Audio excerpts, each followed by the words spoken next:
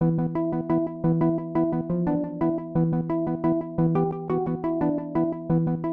like to welcome our first panelist, Stephen Heller, who will be presenting his paper, Controlling the Others.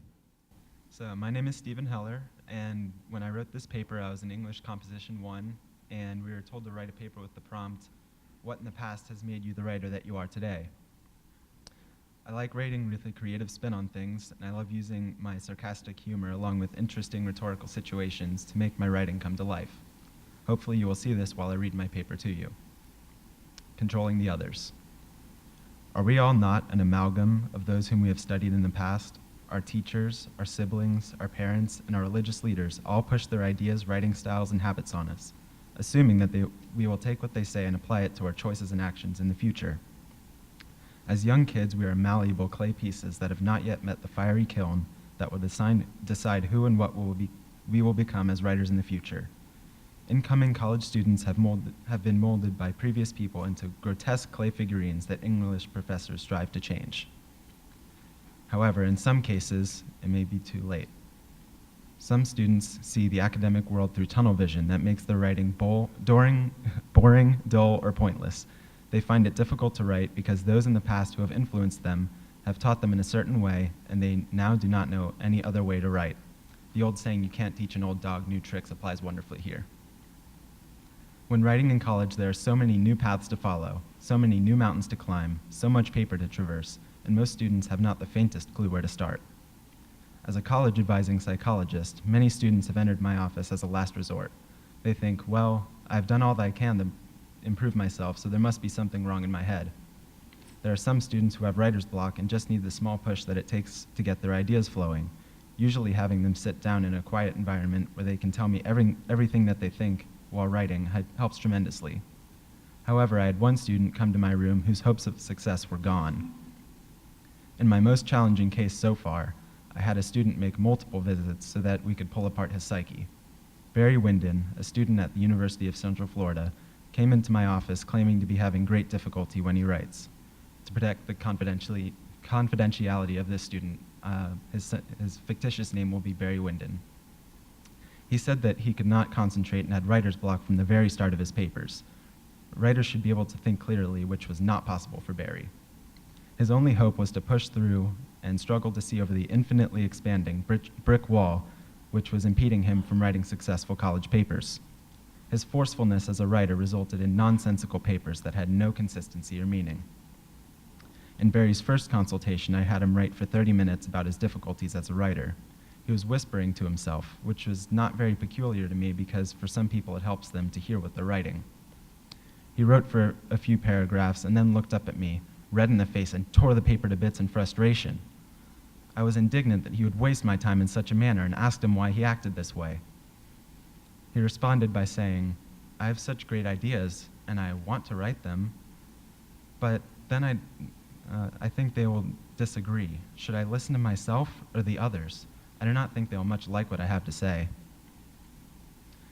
I do not know if it was the bizarre statement that perturbed me or the strange angle his head was tilted in, and maybe a little of both. After that consultation, I knew I had a big case on my hands. Barry's multiple personalities were all telling him to write in a different way, which was setting up barrier after barrier to his writing process. The writer that Barry used to be was hiding somewhere in his brain amidst other characters who were hindering his creativity and stifling his confidence. If Barry could learn to gain control of these voices, then he would be able to see that he is still a malleable student and can learn new things to apply to his writing. However, if the kiln door has been shut, there is no escape for this unfortunate figurine, and these voices will dominate his mind for the rest of his academic life. Barry is the type of person who will never admit he's wrong. If he got into an argument with someone and was wrong, he will research his side of the argument until he found the minute shred of evidence that proved he may be right.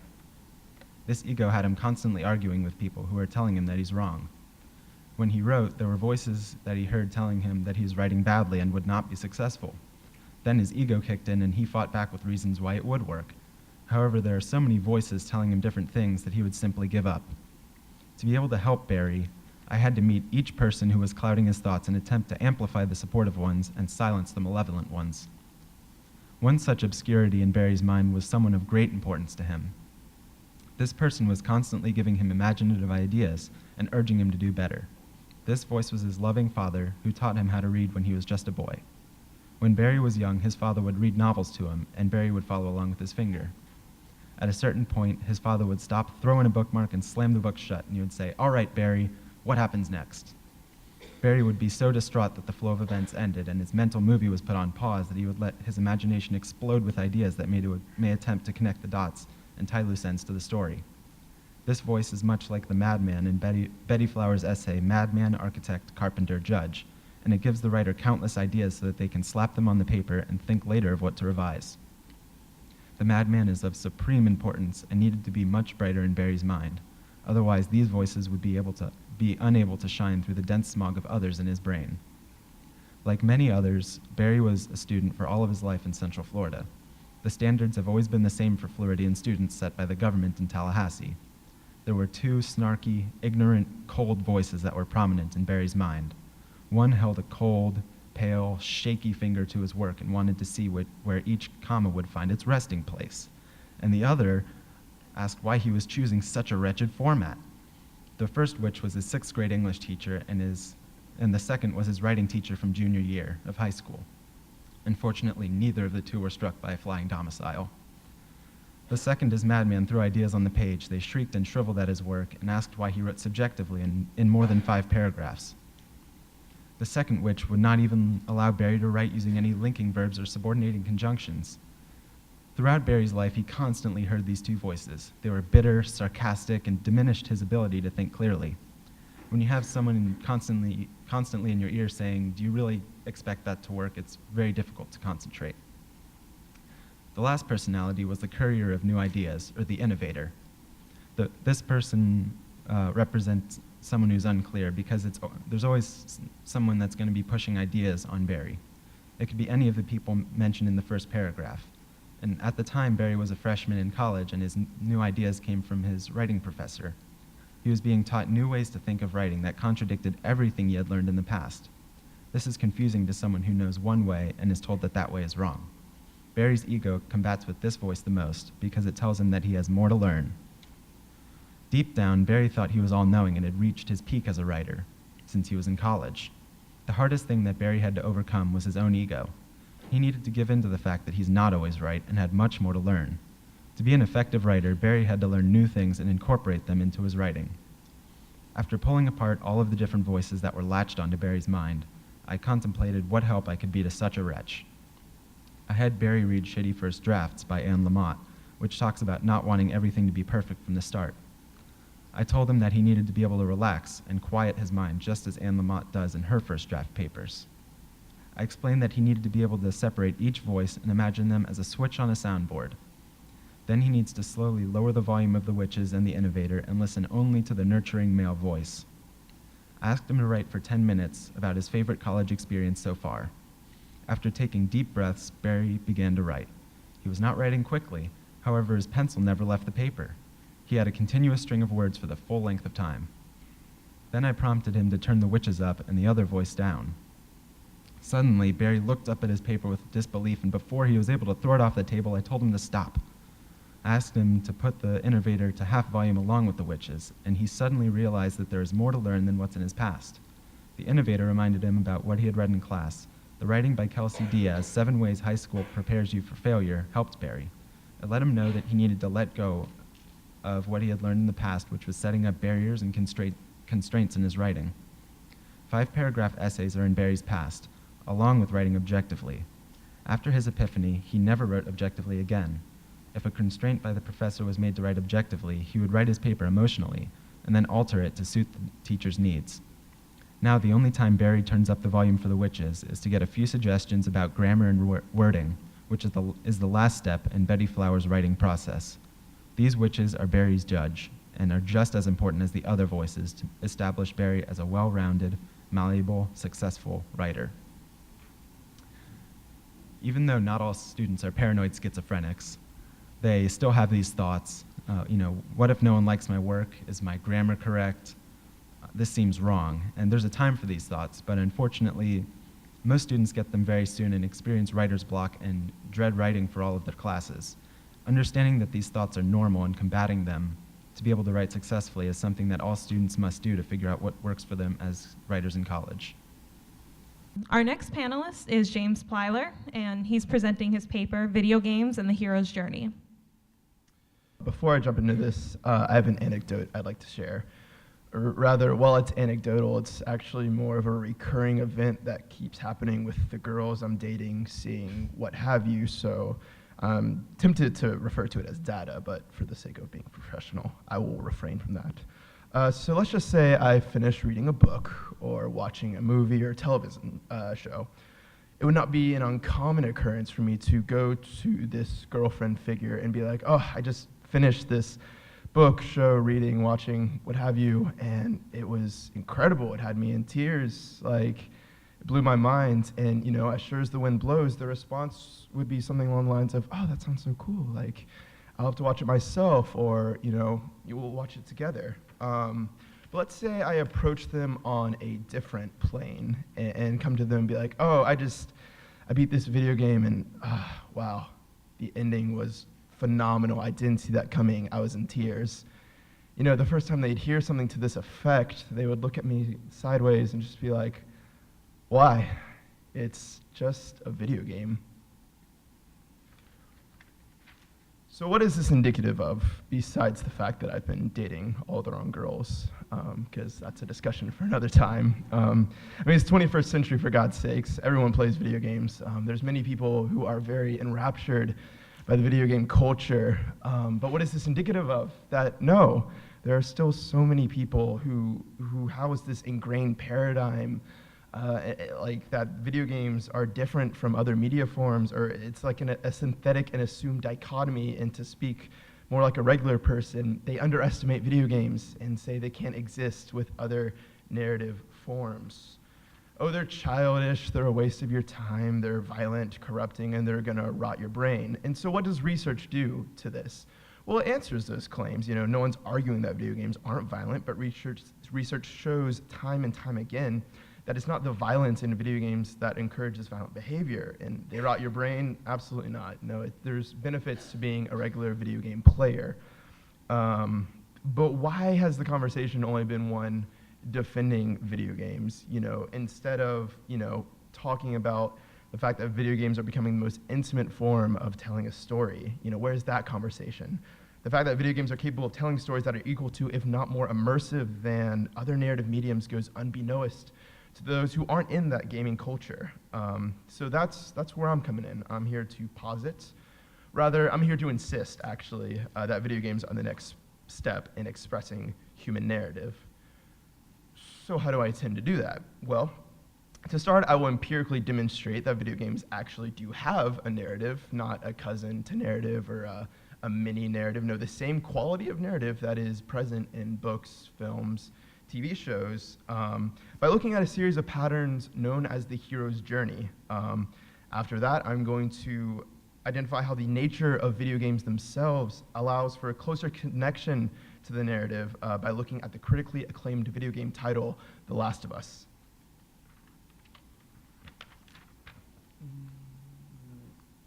Perfect. All right. Whoops, went too far. So for those unfamiliar, the hero's journey, or monomyth, as it is sometimes referred to, is essentially a pattern that most narrative structures themselves around. And the way Joseph Campbell, the man who identified them, his rendition has been accepted as the quintessential narrative structure. The basic concept for this monomyth is summarized in Campbell's The Heroes with a Thousand Faces, and I quote, "A hero ventures forth from the world of the common day into a region of supernatural wonder. Fabulous forces are there encountered, and a decisive victory is won. The hero comes back from this mysterious adventure with the power to bestow boons on his fellow man." That's essentially what makes for stories. Now, for a story to exemplify the hero's journey, it doesn't have to adhere to all the stages, just most of them typically appear. So let us look at how this pattern is leveraged in 2013's most critically acclaimed video game title, The Last of Us. The Last of Us is a video game originally released for the PlayStation 3 game console. In terms of the hero's journey, it has an arguably clear and literal version. It begins with a seemingly normal man, Joel, a contractor just looking to pick some money up to help support him and his daughter, Sarah. Briefly after the player is introduced to him, he is thrown into the unknown when a very feral infection infects those and turns them crazy, feral, and makes them start attacking people. This section of the hero's journey that this specifically adheres to is the call to adventure portion. The game shows a man who did not choose this adventure, but does accept its call when it comes crashing through his back door. This is very similar to what could be found in, say, J.R.R. Tolkien's The Hobbit, a book first, but recently a film that came out. You know, Bilbo did not ask for Gandalf to come to his door, but he does eventually concede to go with them. Or Star Wars, for instance, you know, Luke Skywalker, normal man, gets brought into an unknown situation. And just as Bilbo or Luke, what have you, are unaware of the dangers that lay ahead of him or the power they come across, so the player of this game, in charge of Joel, the man, the contractor, doesn't know what they'll be faced with. In fact, they might not even know how to play the game yet. For the sake of concision, you'll just have to take my word that the rest of the game exemplifies the hero's journey, or you can go and play it. You know, play a video game, try something new. Never too late for that. But what I do want to highlight here is what distinguishes video games from the other narrative media. You know, if they exemplify these same patterns, and if these patterns are identifiable, why are video games so special? For one reason, and it's the marriage between gameplay and narrative. There's a parallel between the player and the character portrayed on screen. As the game goes on, the player is not only allotted better equipment and statistics, which allows the player to employ different strategies within the game, but they actually get better at their actual input of the game, of actually pressing the buttons and stuff. And just as the player improves in that, so the character portrayed on screen appears to be more deft at dealing with the infected that are coming at them, or whatever the tension might be. And so what this aforementioned marriage between gameplay and character development results in is a similarity between, to use The Last of Us as an example, Joel and the player. You know, as Joel, the character in the narrative, becomes stronger through the processes of the hero's journey, as his character is developed and morphed in the story, so is the player. The trials and the tribulations in literature are merely observed through the narration of the hero overcoming whatever obstacle is in the way. You read it and you see how the hero progresses, but in the game, however, through traditional third-person shooting mechanics, through strategy, whatever the game might allow, the player, you know, and done in a way that it feels organic, the player is able to immerse themselves into the character of Joel, or whoever the character may be on screen, and thus experience these trials and tribulations almost firsthand. In the safety of their home, the player lightly undergoes the stages of the hero's journey. The player is a force, not just an observer. But video games are still young compared to other media, and it is understandable that their narrative potential isn't realized by everyone. With this said, video games undeniably have the most potential of these media. By their active nature and in keeping in line with the hero's journey, video games allow for a more intimate connection with this monomyth that Campbell observed, and all stories from everyone in the world have been adhering to for a very long time. And video games allow for a connection to that can't be found with the passivity of television or books. But ultimately, despite whatever recognition they receive, video games will continue to be an excellent, unique, and engaging narrative medium.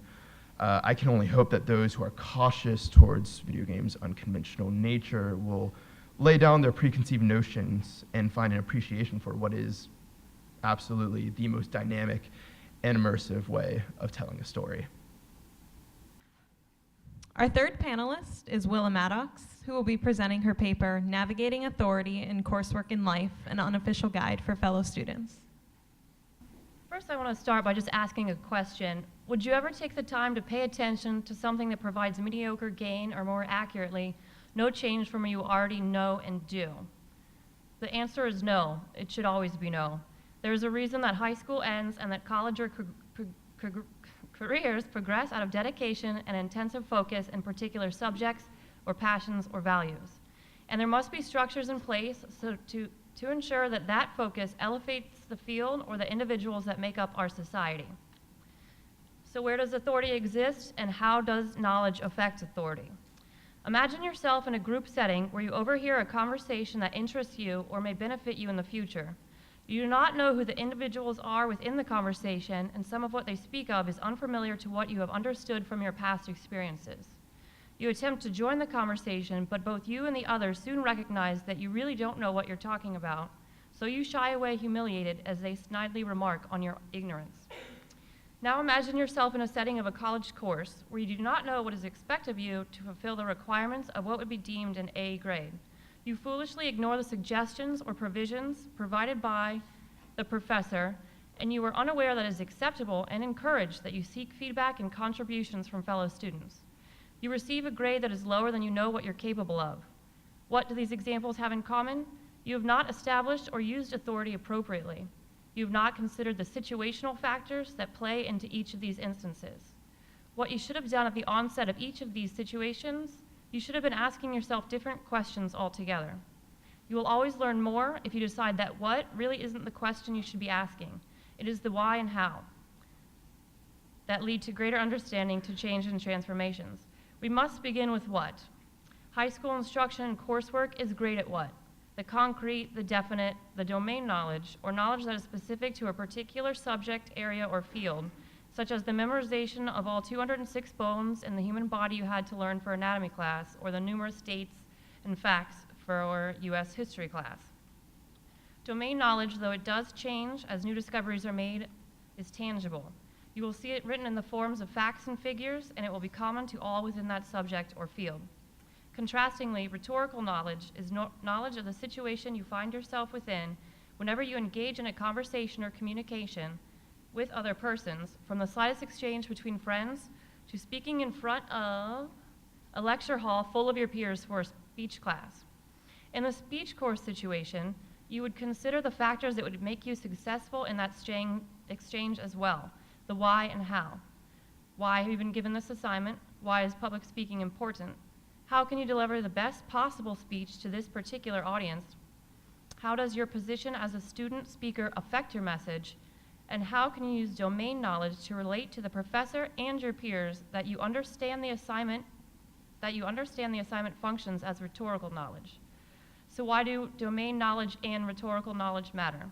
They facilitate your ability to have and use authority. So what is authority in writing and college coursework, and what agents facilitate authority? Authority under this context is the ability to use your knowledge within a subject matter, the domain knowledge, to communicate your own position or claims to others in a manner so that it becomes part of the continued conversation. It may be contested or accepted, but it must be significant in power and scope, dependent upon the situation or person. It has substance. Authority is highly dependent on the discourse community or the individuals that make up a collective group who share common goals, which may be communicated through agreed upon channels to exchange knowledge as well as critique discrepancies.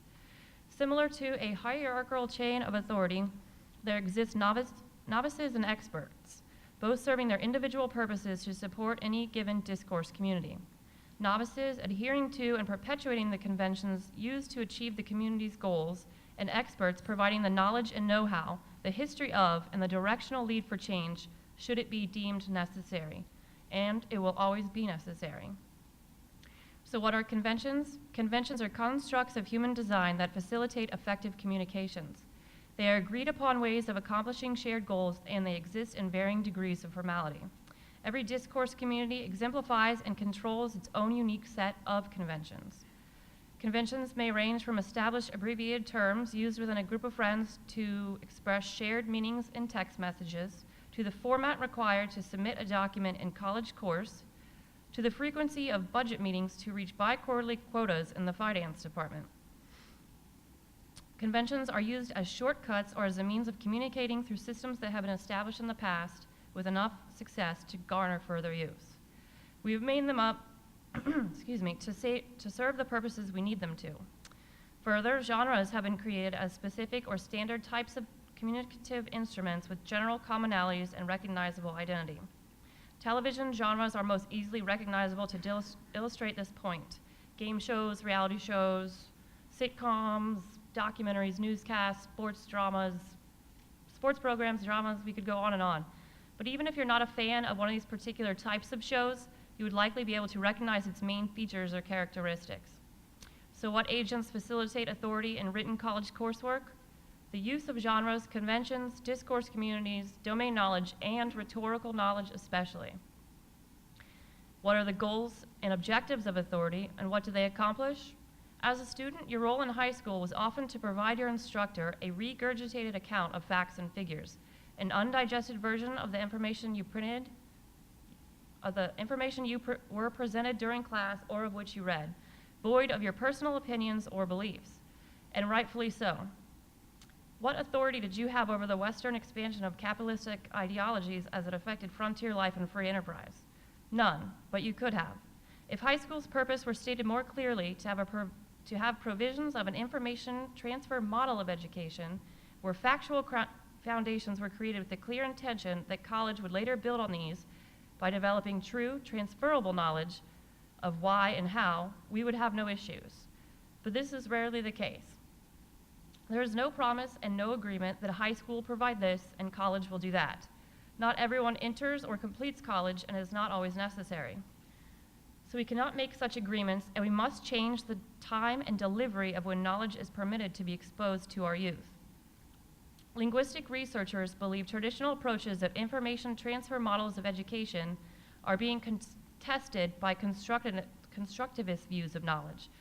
But if knowledge is constructed, consideration turn towards how or if individuals approach intellectual tasks with authority and the extent people use power within educational and societal structures. If you believe your own role in your education is merely reporting the facts, it would not be radical to perceive that a lack of authority would pervade your approach to knowledge either. Consider linguist James Paul Gee's suggestion that a person could be able to use a language perfectly and still not make any sense.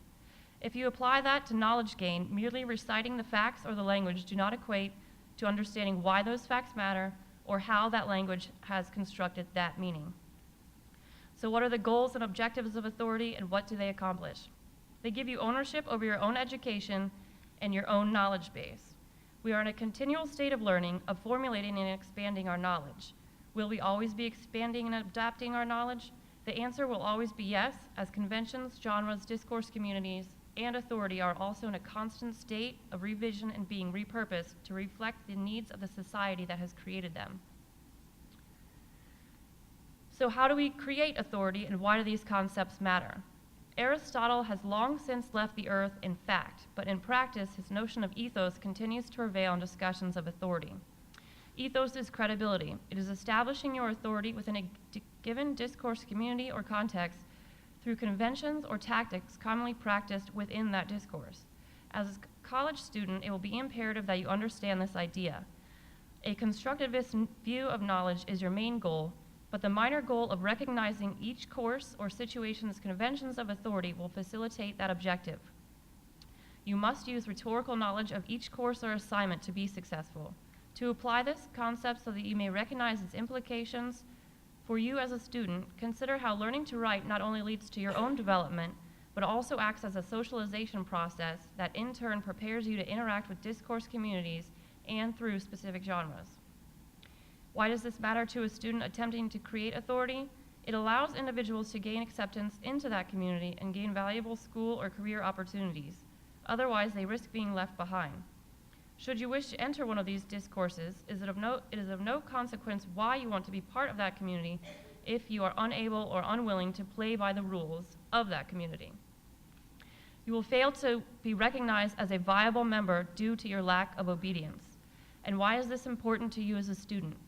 To put these last couple of thoughts into a more positive light, it may help to think of the functional or practical applications. Professionalism and formalities do exist to ensure quality and standards elevate the individual, the discourse community, and the society. As prior notes, should there never exist a desire to move past what has been accomplished so far, an elite group that imposes its language, beliefs, values on others would not be found over and over again in our society, but they are always found, and they always will be. More specifically, as a student, you must know what the expectations are for each course you enter, but understand that any knowledge gained, whether it be domain or rhetorical, could have a purpose later in your development. This transfer of knowledge fulfills the universal goal of creating multifaceted students who possess the very foundations universities were designed to instill within societies. In understanding conventions within college coursework, it would be an explicit given that reading assignments and being prepared for class are basic tools that are easily acquired to increase domain knowledge. Does domain knowledge help create authority? Yes, it does. It always will. Consider the example of the conversation you found yourself in at the beginning. Would it suffice to say that if you had no idea what was being discussed, you would not be able to communicate or comprehend for that matter? No, you would not. But what if you disagree but cannot say why you differ in opinion from your peers? Most often, your opinion will be respected if you have knowledge to back it up or if you can tactfully persuade others with a distinctive delivery of original thought, regardless of whether they agree with you. And why is deviance important, and how does it function in the conversation and in writing with authority for that matter? It allows the conversation to continue and encourages contemplation. And all academic professionals and individuals enjoy their thoughts to be meticulously scrutinized lest they be forgotten. The ability to reconnect, to remodel, and restructure previous knowledge serves as a method to evaluate different and conflicting claims to form new conclusions. Contrastingly, adhering to a reporter's style of conducting your own work positions you to only adopt a pre-existing view where deviation and variance cannot occur. Recall the bar scene in Good Will Hunting. Will is able to get the girl by emasculating the yuppie ponytailed character who attempts to prove his superiority by merely spitting out the ideas or concepts that he memorized from a book. Will then chastise him for being unoriginal. Though your aims and goals will not always be related to your love life, constructing original thoughts by applying domain knowledge effectively to knowledge of any given rhetorical situation will prove advantageous time and again. But the reality is you are a student, and such a position almost undeniably suggests you need a mentor. So what do? Seek guidance. To be successful in establishing authority and in your writing and in your life, you will have to align yourself with those who have already done this. In college, this will be your professors. It is their chosen profession. It is a relationship, as you must understand their criteria, and they must provide you with what that entails. This relationship epitomizes authority in use and how you can gain it for yourself. Your professors not only act as transactional managers of the grade you will receive, but also as a transformational leader which may shape your acquisition of knowledge. The idea of apprenticeship presents itself time and again within college coursework. With every new class, there's the opportunity to interact with discourse masters and the tools available to practice knowledge-gaining techniques, and therefore the authority to develop and progress as an individual agent of influence. Listen to the masters of each discourse you enter, but interpret their constructs as a means to develop your own. But wait, you are not ready yet. You will have to play by their rules for now, and it will always start this way. Thank you. Our final panelist is Kyle Coltrane, and he will be presenting his paper, The Rhetoric Behind College Football Recruiting. Before I begin today, I'd just like to say what an honor it is to be presenting here at the Knights Write Showcase. Just to even be considered with such great writers and students is a privilege and a blessing, so thank you to everyone involved in setting this up. The Rhetoric Behind College Football Recruiting. This paper started about a year ago today for me when I walked in for the first day of class and our teacher said that our whole grade would be based off a 12-page research paper due at the end of the semester. She said the topic could be whatever we wanted, but it had to involve rhetoric. The first thing that came to mind when getting this assignment was, what in the hell is a rhetoric? After doing some research and figuring this out, I discovered that rhetoric is defined as the art of effective or persuasive speaking and writing. Being a business major here at UCF, I immediately correlated this with sales. Sales would be persuading someone to buy your product or service. So sales and rhetoric to me went hand in hand. Another thing our teacher told us that first day of class was that our topic had to be something we're extremely passionate about, something really important to us. And being a football player, really my whole life here at UCF, I come from a football family. My dad played, brother, sister's a cheerleader, so it's always been my greatest passion. I knew I had to write about football. This was actually the hardest part of the writing process for me, was finding my topic and how I could put rhetoric and football together. It wasn't until a few weeks into the semester, actually, that I was working out with the team, or I was in the locker room, and a coach was walking around giving a recruit the tour of the facilities. And as soon as I saw that and met him, I knew right away what I wanted my topic to be. The world of recruiting in the past 10 years has blown up into something huge in the media. With social media and everything going on, it's become a really big deal. There's several websites like Scouts, Rivals, Max Preps, ESPN. There's even TV shows like the Elite 11 and Nike's The Opening. There's several bowl games. It's become a huge deal. But when you take it down to what it really is, recruiting is sales. A coach is a salesman trying to sell his school to a high school player. So since rhetoric to me was basically sales and recruiting is sales, I finally had a topic: the rhetoric of college football recruiting. There's been tons of research done on why college football coaches recruit, and all the research narrows down to the same answer. The better you recruit, the more you win. When you bring in better players, you have a better team, you win. A coach gets paid more and gets to keep his job, so there's high incentive to recruit. I want to dive into something that really hadn't been researched much, which is what works in college football recruiting. Why does a player choose to select one school over another? I figured there'd be no better way to do this than to talk to players who had been through the recruiting process themselves. And being a member of the team, I had access to between 100 and 120 players. So I decided to take a group of 20 of them and have them take a survey that I made. I had 6 categories based off of research and previous knowledge that I thought were the most important determinants in recruiting. The 6 categories were relationship with coach, proximity to home, recent success of the program, facilities, academics, and early playing time. I asked the players to rank these categories 1 through 6, 1 being the most important and 6 being the least. The results are as shown. Obviously, it's very scattered. Some players prefer academics, some prefer facilities, some want to be close to their families.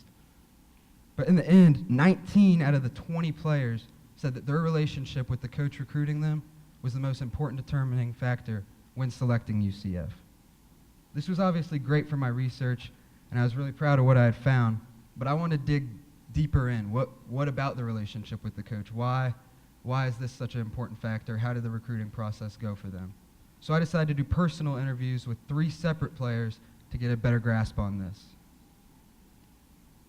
My first interview was with a player who had just finished his 5th year with the Knights. He was from Orlando and had offers from schools all over the country. He was a good recruit coming out of high school. Something interesting about this player was he never knew his father. And when the UCF coach got grasp of this, he used it to his advantage and not in a negative way. The coach called the player from UCF every night and became more of a father-like figure as opposed to other coaches keeping a strictly business relationship. The first player stated, "The coach from UCF stood out to me the most because he treated me differently than all the other coaches. He would ask me how my day was, how my girlfriend was. He just really seemed to care about me more than anyone else. It wasn't just about football with him, it was a strong bond. With that grew great respect for him, and I trusted him. So when he told me he thought UCF would be the perfect fit for me, and I'd like it here more than anywhere else, I believed him and signed." This player also mentioned that other coaches would badmouth opposing schools, or again, just keep it as a strict football relationship over the phone. They had no interest in how his mom was doing or his home life, so for him, UCF was a no-brainer. The second player I interviewed had just finished his junior year at UCF and was entering his senior season as a top NFL draft prospect. He was a top player in the 2010 recruiting class with offers from really every school that you could think of. What built his relationship with the UCF coaches and what he loved the most was the persistence of the UCF coaches. He loved their little engine that could mentality, or as he put it, their blue-collar swag. He loved that the UCF coaches were honest with him and always told the truth. They explained to him, "We understand you have offers from better schools, and we're not there yet, but with you, we will get there." And in that junior season, he won the Fiesta Bowl. The UCF coaches really made him feel a part of the team right away, which strengthened his relationship, and that's why he signed with UCF. The third player I interviewed was from the Northeast. Again, like the other 2, he had a large selection of schools to choose from, but in the end, it came down to Rutgers and UCF. According to him at the time, Rutgers had better facilities and was closer to home. But in the end, it all came down to the coaches. The third player stated, I just felt a really strong bond with not only the coach that was recruiting me, but all of the UCF coaches. They were all just really cool guys. They talked to me more like a friend than an employee. I grew to be extremely comfortable with them and knew that I could see myself playing for them for the next 4 or 5 years of my life. To be honest, Rutgers did have the upper hand in facilities, uniforms, how close it was to my family, competitiveness, and honestly just seemed like a cooler school. But the coaches were strictly business, and I just didn't like that. At the end of the day, you spend a lot of time with the coaches, so that was my deciding factor. He went on to explain to me that the UCF coaches would call him every day, he'd receive a handwritten letter 3 times per week, and multiple emails and texts every day. He later said, even though a handwritten letter is something so simple, it really showed that they cared. It was more than just a simple mass text. Based off of all my research, it's obvious that recruiting is a very, very difficult task. Every player is a wild card and prefer different things. But 98% of players said that their relationship with their coach was one of 2 most important determining factors when committing to a school. This takes time, consistency, many visits and phone calls, but in the end it seems worth it. In recruiting, like most things in life, solid relationships can make or break one's success. Thank you. So we do have time for a few questions from the audience, 2 or 3, if anyone wants to come up to the microphone. I do have some questions of my own prepared. My first question's for Stephen. Your paper was written back in fall of 2013, and it's been well over a year. So I'm wondering how well you are, as you put it, controlling the others, and what advice would you give the first-year students trying to overcome their writer's blocks? Okay. Well, more literally, I would say that I've been able to master my method of writing and the voices that come with them, I would say. And I've been able to incorporate other people's ways of writing and see what works for them and incorporate it into my own process, which has been really helpful in being able to write so it sounds natural and smooth. And to other first-year writers, I would say that the most important thing in my writing process is the first thing, getting as many ideas onto paper as possible. Even the stupid ideas that you think, oh, that's why would I even write that? Put it down. Maybe you can reword it later. But 2 or 3 ways of saying the same thing, because maybe that you'll be able to branch off of that, and it'll give you ideas for other things. Every single word matters, so I would say that is the advice I would give. All right, thank you. Any audience questions? How long did it take for all of you to get your research together and put it all together and get the finished product? I mean, so this question is for all of our panelists. So I guess for my process, the starting point clearly is just figure out what you want to do, what is your interest, and that's pretty key. You don't want to. There's kind of some more inclusive topics that like, oh, that would be easy to do paper on, but find something you want to do. As for like the time frame of how long it takes to get sources, it depends on, I guess, the nature of your topics. Being, for me, like researching video games and stuff like that, like scholarly written articles weren't as readily available, but digging through, if I probably could have done it in a week had I just really, that had been my focus, but I think it took me like 2 weeks or so to get all my sources together. So, but then again, I also wrote this paper a while ago, so I don't quite remember the timeline, but yeah. Then I would just kind of provide similar advice. Find something that you actually really like to think about, because you will be spending a good amount of time on it.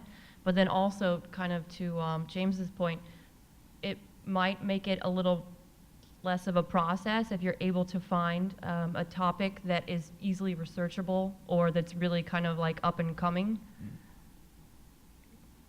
Yeah, like she said, pick a topic that you're passionate about. It took me 4 weeks to a month into the semester to find my topic, and there's not a ton of scholarly articles on college football, so I decided to do my own research. But because it was something I loved and was passionate about, it made it a lot easier and more enjoyable to write the paper. So make sure you take time in selecting your topic would be my recommendation. Oh, well, I mean, my paper was definitely in less time. In that class, I had to write 3 papers for the whole semester, and I think in the more research-based classes, it took 1. But to get it submitted for this event or the Stylus publication, it took a lot of more revision and things like that. But yeah. Thank you. All right, thank you, and enjoy the rest of the Knights Right Showcase, and be sure to check out these students in Stylus.